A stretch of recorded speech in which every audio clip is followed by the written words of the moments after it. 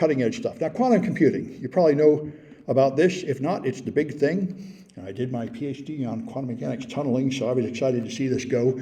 Quantum computing is going to change the world maybe someday. Right now, it doesn't do much of anything. But we all imagine if it gets about 1,000,000 times better than it is now, then it would actually matter.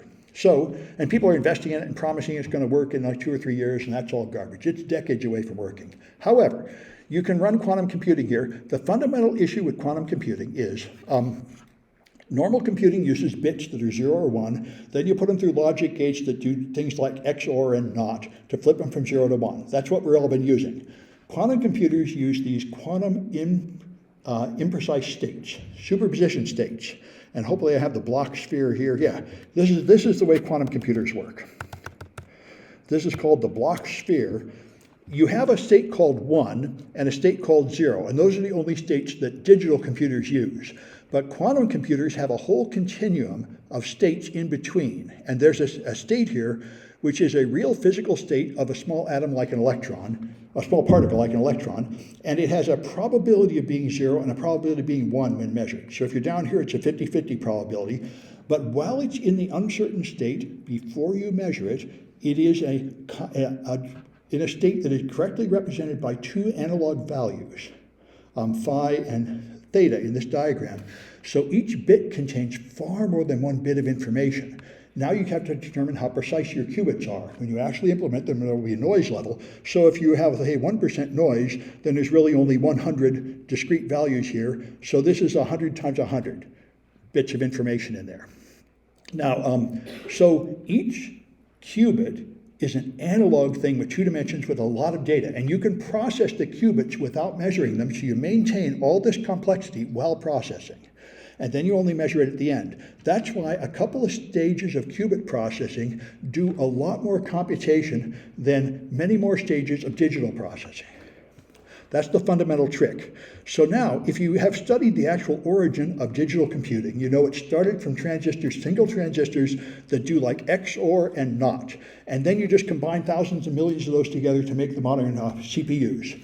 And so now you have to go all the way back to that, and you have to say, what are the fundamental operations you can perform on a qubit? And they are different and bizarre. And the fundamental operations you can perform on a qubit have names that are coming here. Okay, so an X gate rotates it around the x-axis here. So if you rotate it 180 degrees around the x-axis, it will change a certain state of 0 to a certain state of 1. But if you rotate it from an uncertain state here, it'll rotate to an uncertain state over here that's different. That's one operation, an X transform.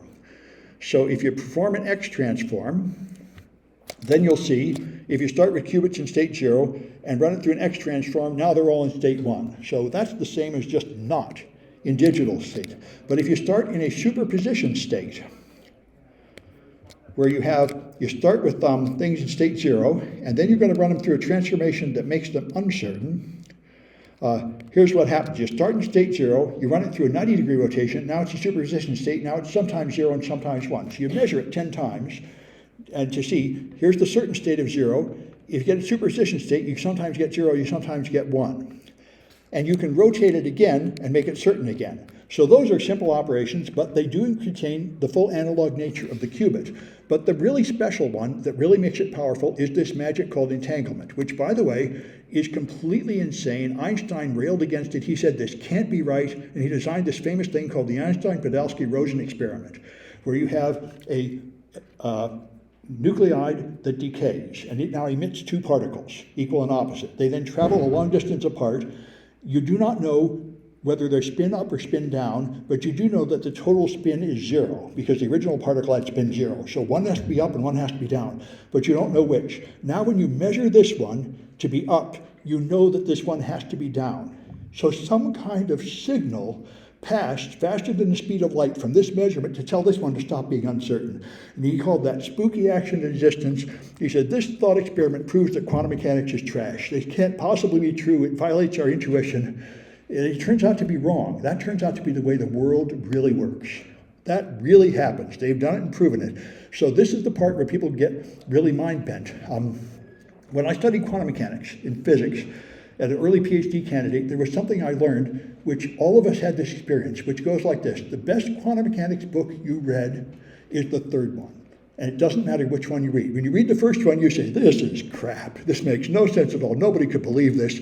Then you read the second one, you say, this is starting to make sense, but it's explained really badly. This book is terrible. And the third one, it's like a miracle. Oh my God, this is the greatest thing ever. And we read the books in different order. It was the human learning to accept it. And one thing that amazed me about it, which was extremely important, you think, for example, that objects have a position. I throw a rock, you think it moves gradually from here to here, then it hits the wall and stops.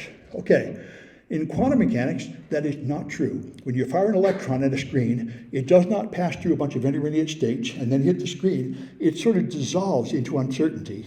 And it even goes to the point that if you send it to a mask with two holes in it, the one electron will pass through both holes and interfere with itself. Now, this sounds insane. And the reason to understand it, the way to understand it is this. The equations of quantum mechanics can predict the outcome of an experiment, but they do not tell you what's happening when you're not performing an experiment. This required me to absorb a philosophical truth, which I could have learned from Kant if I'd studied philosophy better. You don't know what's going on until you actually measure something, and you have no reason to believe that things are the way you expect when you're not looking at them. I mean, what do you actually know? And quantum mechanics can predict the outcome of an experiment, but things that are happening before that are not covered by the equations. You do not get an answer, and you don't need an answer. All you need is the outcome of an experiment. This is a fundamental discipline. You think you know stuff. Like you think objects always have an X and a Y position and they move smoothly from one spot to another, but you don't really know that. All you know is the outcome of experiments. Anyway, I'm not going to get into it too much, but the entanglement shows this. So you can entangle qubits. And so what you do here is you put them in an entangled state. So I have pairs of qubits. And here, these two are entangled, and they're uncertain. So one of them is uncertain, and the other's entangled with it, so it'll always be the same. The pairs will vary from 0 to 1, but they always move together. And now you can make circuit diagrams. And so here we'll have, there we are. Here's a simple circuit diagram. We have an H gate and then an entanglement. So one of them passes through a Hadamard gate, and then they're entangled. The Hadamard gate rotates it by 90 degrees to move it from a certain state into an uncertain state. This one is just entangled with it. So this one was not put in an uncertain state by this operator, but it was connected to this qubit by entanglement. So after that, they're both entangled.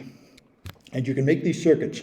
And if you looked at the origin of computing, this is how the early processors were made. You'd have individual XORs and not transistors, and you'd combine them to do something like a little bit of binary math.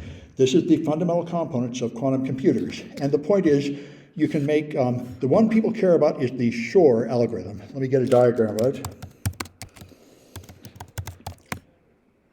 There it is, and I think there's a diagram in here. Maybe not. Yeah, there it is.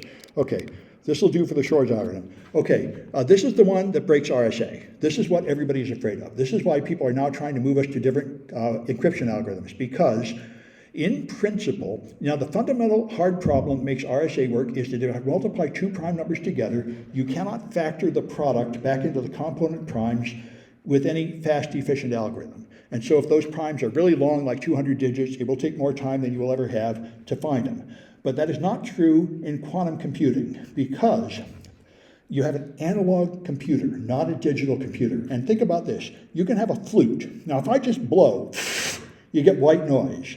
But if I blow into a flute, you get this beautiful note. Now, why does that happen? Because the flute is designed to let the white noise enter the flute, and then certain frequencies reinforce and get stronger. Other frequencies cancel and vanish. So you get a note out of an input. That's what's going on here. You feed in N, the product of P and Q here. You have this construct using a lot of entangled qubits that has the property that it will pick out the fundamental underlying factors and cancel out the others for you. So you don't go through cycles of computing and stages. You feed in the composite number, and out comes one of the prime factors. Due to the analog design of the process here, you have to build hardware specific for the task. This is like the old days of analog computing. And that's the point. And the end result is you'll be able to crack all of the current public key encryption systems, and that's why we're moving to lattice-based cryptography and learning with errors and other systems that are carefully designed to be invulnerable. Of course, none of this is possible yet. The last I heard, the only number that actually successfully factored on a quantum computer was 35. They proved that it was 5 times 7.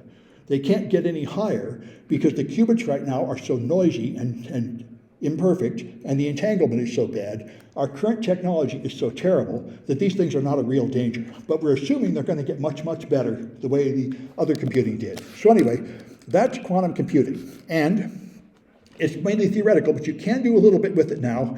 And I was really pleased to see this, modeling chemical reactions with machine learning and quantum computing together. So here, if you consider an atom, a hydrogen atom with 2 hydrogens, you have 2 hydrogens bound together with a covalent bond, and if they get too close together, they repel, and if they get too far apart, they break into individual atoms, and there's a minimum here of equilibrium at the right distance for those 2 hydrogen atoms. This is the natural distance at which they will be found. So you can simulate this with quantum computing. You define a state, prepare your variables, and you can calculate that graph, calculating the minimum energy and the energy surface. So you can graph out this surface by calculating with simulated quantum computing and machine learning. And then you can do this hydrogen exchange reaction, where a hydrogen moves from one pair to the other partner. And you can find the energy all along here. And this uses both quantum computing and machine learning to do it. But it's very interesting, and this is the wave of the future. Anyway, so that's what I wanted to say about that stuff.